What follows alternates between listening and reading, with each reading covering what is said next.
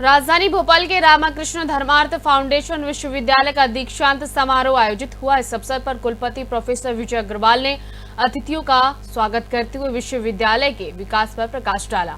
उन्होंने कहा कि इस विश्वविद्यालय को अंतर्राष्ट्रीय स्तर पर प्रतिस्थापित करने के लिए हम कृत संकल्पित हैं। विश्वविद्यालय के प्रति कुलाधिपति की अध्यक्षता में संपन्न दीक्षांत समारोह में 40 PhD उपाधि धारकों सहित 100 विद्यार्थियों को स्वर्ण और रजत पदक समेत विभिन्न संकायों के उपाधि धारकों को उपाधियां वितरित की गईं।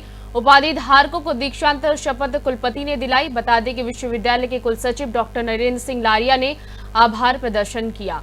कार्यक्रम का सफल संचालन प्रोफेसर सोनल सिंह और भाग्यश्री मेहता ने किया। इस अवसर पर प्रकाशित स्मारिका का भी लोकार्पण किया गया। बता दें कि रामकृष्ण धर्मार्थ फाउंडेशन विश्वविद्यालय के दीक्षांत समारोह में बोलते हुए पुर्तगाल के एवोरा विश्वविद्यालय के प्रोफेसर JCB एलोवेरा ने कहा कि पुर्तगाल और भारत के प्राचीन रिश्ते रहे हैं, हमारी साझी सांस्कृतिक विरासत भी है।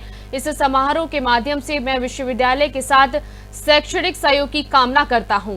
इस अवसर पर अटल बिहारी वाजपेयी विश्वविद्यालय के छत्तीसगढ़ के कुलपति प्रोफेसर ADN वाजपेयी, RKDF समूह के वाइस चेयरमैन नवनीत सोनी और पूर्व चीफ कंट्रोलर केंद्रीय GST नवनीत गोयल भी मौजूद रहे। दीक्षांत समारोह प्रति कुलाधिपति सिद्धार्थ कपूर की अध्यक्षता में संपन्न हुआ। नीचे हो गई सेंसेक्स के मॉडल्स की तरह भारत नहीं चला करता। ECG जो बनता है आपका कार्डियोग्राफ, उसके हिसाब से भारत वर्ष चलेगा तो ठीक नहीं होगा। हम चाह रहे हैं संपोषणीय भारत, एक सस्टेनेबल भारत, लेकिन सस्टेनेबिलिटी का मार्ग यूनाइटेड नेशन के सस्टेनेबल डेवलपमेंट गोल्स नहीं है। जो 17 गोल्स उन्होंने सेट कर दिए सारे देशों के लिए कॉमन, उनकी इकॉनमी अलग है, डेमोग्राफी अलग है, जियोग्राफी अलग है, टेक्नोलॉजी अलग है, सभी गोल्स एक जैसे सेट कर दिए। गलत है, फिलॉसफी गलत है। हमारी सस्टेनेबिलिटी तात्पर्य है प्रकृति और पुरुष के अंतर संबंधों को ऐसे सुव्यवस्थित करना है जिसमें न किसी की स्वल्पता न किसी की प्रचुरता का अनुभव होता है। और उसके लिए हमें फिर अपने ही जीवन शैली पर उतारना पड़ेगा, जो हमने कहीं ईशावाद से दृष्टि की वो कहते हैं, जिसमें कहते हैं उपभोग तो करिए लेकिन त्याग के साथ। हम समारोह में स्वर्ण पदक एवं उपाधियां प्राप्त करने वाले छात्र छात्राओं, उनके अभिभावक एवं अन्य आमंत्रित अतिथिगण, प्रिंट और इलेक्ट्रॉनिक मीडिया में प्रतिनिधिगण, कुलसचिव डॉक्टर NK लारिया। सर्वप्रथम मैं RKDF विश्वविद्यालय के कुलपति प्रोफेसर विजय अग्रवाल, कुलाधिपति डॉक्टर साधना कपूर जी, जो अपनी व्यस्तताओं के कारण आज उपस्थित नहीं हो पाए हैं, तथा प्रबंध समिति के समस्त सदस्यों के प्रति आभार व्यक्त करता हूँ कि जिन्होंने मुझे आज के दीक्षांत समारोह का उद्बोधन देने के लिए आमंत्रित किया, अपनी स्वीकृति प्रदान की। मुझे पिछले वर्ष भी आमंत्रित किया गया था, जिसमें नोबेल पुरस्कार सम्मानित कैलाश सत्यार्थी जी मुख्यातिथि थे, लेकिन मैं अपने स्वास्थ्य के कारणों से यहाँ पर उपस्थित नहीं हो पाया। मुझे अपनी सीमाओं से पूरी तरह से वाकिफ है। मैं यहाँ आपके समूह के उपलब्ध हुआओं, अपनी योग्यताओं, क्षमताओं, पदों के कारण नहीं, आप ही के प्रोफेसर विजय अग्रवाल के इसने विजय अग्रवाल के सानिध्य उनके साथ एक सहकर्मी होने का सौभाग्य मुझे प्राप्त हुआ, उसके कारण हम उपस्थित हुआ हूँ। ये प्रोफेसर विजय अग्रवाल महानता देने वाला महान व्यक्ति अधिक महान होता है। मैं धन्यवाद देना चाहूँगा पूरी RKDF परिवार को, विशेषकर साधना कपूर जी को, सिद्धार्थ कपूर जी को, पूरे कपूर परिवार को, जिन्होंने विजय अग्रवाल से साइंटिस्ट को कुलपति के रूप में यहाँ पर नियुक्ति के लिए बुलाया। इनके कुलपति बनने की प्रतीक्षा मुझे व्यक्तिगत रूप से बहुत पहले से थी, और जहाँ नहीं बन पाए उन विश्वविद्यालयों में सौभाग्य था। सौभाग्य इस विश्वविद्यालय का इतने बड़े साइंटिस्ट को इस विश्वविद्यालय का कुलपति बनाया गया है।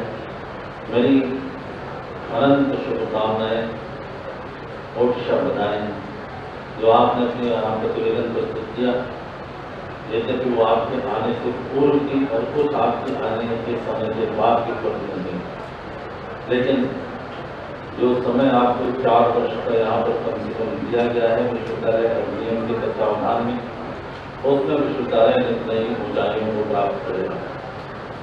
कुलपति वो जिसके पास में दृष्टि हो और दृष्टि को एक व्यूह रचना में रूपांतरित करने की क्षमता हो, उसके अपने संबंध हो, तभी जाकर के विश्वविद्यालय प्रगति कर पाता है। और विजय अग्रवाल के पास में सारी चीजें हैं।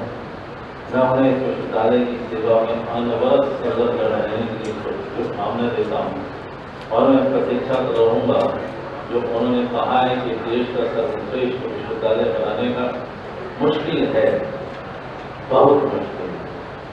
आप गुरु के सामने एक साथ एकत्रित होते थे और गुरु उन्हें एक साथ मानव के सर्वों संपन्न होने की दीक्षा देता था, मंत्र देते थे। सत्यम वद धर्मम जप स्वाध्याय मां प्रमदा मातृ देवो भव पितृ देवो भव आचार्य देवो भव अतिथि देवो भव, इन सब की शिक्षाएं देता था जिनका भाग उल्लेख तैत्तिरीय उपनिषद में मिल जाता है। आज भी हम उस समृद्ध परंपरा का निर्वहन कर रहे हैं बड़ी निष्ठा के साथ में, परंतु आज की और प्राचीन काल की परंपरा में एक छोटी मुद्दत अंतर है। हमारी प्राचीन परंपरा पूर्ण रूप में आत्मस्फूर्त स्वतः संचालित होती थी, जबकि आज की व्यवस्था बहुत औपचारिक तंत्र संचालित है। बंधुओं, मैंने आज के उद्बोधन के लिए बहुत ही सोच समझ के विषय चुना है, वो है सुविकसित भारत @ 2047। आप सभी ने विकसित भारत @ 2047 की बात तो सुनी है, उसमें सुविशेषण जोड़ दिया है और सुविशेषण स्वयं पर्याप्त है। यदि मैं आपसे कहूँ कि व्याख्यान को आप ले लीजिए विजय अग्रवाल से, सॉफ्ट कॉपी भेज न पढ़ें, तब भी हमारा काम केवल जो सु जोड़ने से समाप्त हो जाता है। आप हम चाहते हैं कूटनीतिक संबंध भी उतने प्रगाढ़ होने चाहिए जितने कि शस्त्र अस्त्र संबंधों के लिए प्रबंध। कूटनीतिक संबंध, डिप्लोमेटिक रिलेशन और शस्त्र अस्त्र दोनों में बराबर का तालमेल होना चाहिए। मैं तो ये कहूँगा जब आवश्यकता पड़े तो कूटनीतिक संबंध अधिक सामने आकर के बात करें, जैसे कि शस्त्र अस्त्रों के होड़ में हम उतने आगे न जाएं जितने कि विकसित राष्ट्र जाया करते हैं।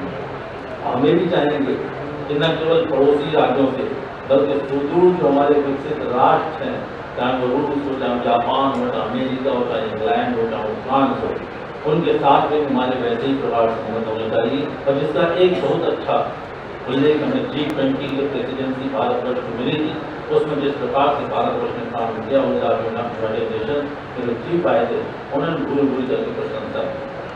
What are the vision regarding the convocation ceremony held here? I could not understand very well. Your convocation ceremony, what you are saying? Well, it's an honor to be here. It's a pleasure to meet the new generation, and I got a close friendship to Vice Chancellor Erwes, as well as to Professor Emeritus Rambilas Misra. Essentially, we did joint work. For instance, at any publication of Professor Emeritus, I tried to do something alike. And some sort of also regarding the astrology, particularly in India will be, as you say. The collaboration between Portugal and India is not in my hands in this moment. It's in the hands of Delfim Correia da Silva in the Cátedra Cunha Rivara in Goa. There are also other institutions. For instance, there is the Camões Institute by the name of our great poet, who has lectures in a few universities, and there is the Oriental Foundation that works with the money from Macau Casino. That kind of foundation from the Portuguese will be continued most welcome. I thank you. Success अपना राज करें और life में एक अच्छा I hope that kind of a social contribution from the RKDM will continue. हम लोग हमेशा social contributions में आगे रहे हैं। हम लोग चाहे वृक्षारोपण हो, चाहे पर्यावरण के क्षेत्र में काम हो, तो और हमने अपने बच्चों को भी यही सिखाया है कि वो आगे अपनी जो लाइफ में सोशल नॉर्म्स को साथ में लेके चलें, ताकि वो एक जो डिसिप्लिन होता है